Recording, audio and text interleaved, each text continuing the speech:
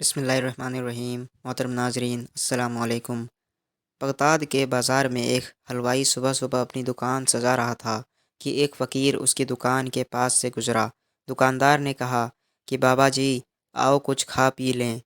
فقیر بیٹھ گیا تو حلوائی نے گرم گرم دودھ فقیر کو پیش کیا۔ فقیر نے دودھ پی کر اللہ کا شکر ادا کیا اور اس حلوائی کو کہا کہ بھائی تیرا شکریہ، اور یہ کہہ کر فقیر چل پڑا۔ بازار میں ایک فحاشہ عورت اپنے دوست کے ساتھ سیڑھیوں پر بیٹھ کر موسم کا لطف لے رہی تھی۔ ہلکی ہلکی بوندا باندی ہو رہی تھی جس کی وجہ سے بازار میں کیچڑ تھا۔ فقیر اپنی موج میں بازار سے گزر رہا تھا کہ فقیر کے چلنے سے ایک چھینٹا اڑا اور فحاشہ عورت کے لباس پر گر گیا۔ جب یہ منظر فحاشہ عورت کے دوست نے دیکھا تو اسے بہت غصہ آیا۔ وہ اٹھا اور فقیر کے منہ پر تھپڑ مارا اور کہا، فقیر بنے پھرتے ہو، چلنے پھرنے کی تمیز نہیں۔ فقیر نے ہنس کر آسمان کی طرف دیکھا اور کہا، مالک تو بھی بڑا بے نیاز ہے، کہیں سے دودھ پلواتا ہے، کہیں سے تھپڑ مرواتا ہے۔ یہ کہہ کر فقیر آگے چل پڑا۔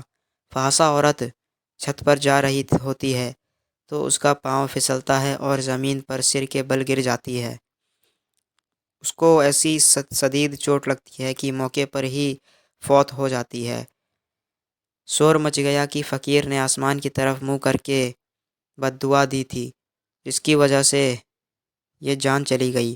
فقیر ابھی بازار کے دوسرے کنارے تک نہیں پہنچا پایا تھا کہ اس فحاشہ عورت کے دوست نے فقیر کو پکڑ لیا اور کہا کہ بڑے فقیر بنے پھرتے ہو، حوصلہ بھی نہیں رکھتے ہو۔ فقیر نے کہا کہ کیا ہوا؟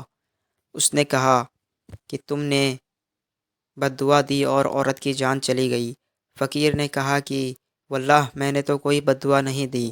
تو اس شخص نے کہا کہ نہیں، تیری ہی بد دعا کا کیا دھرا ہے۔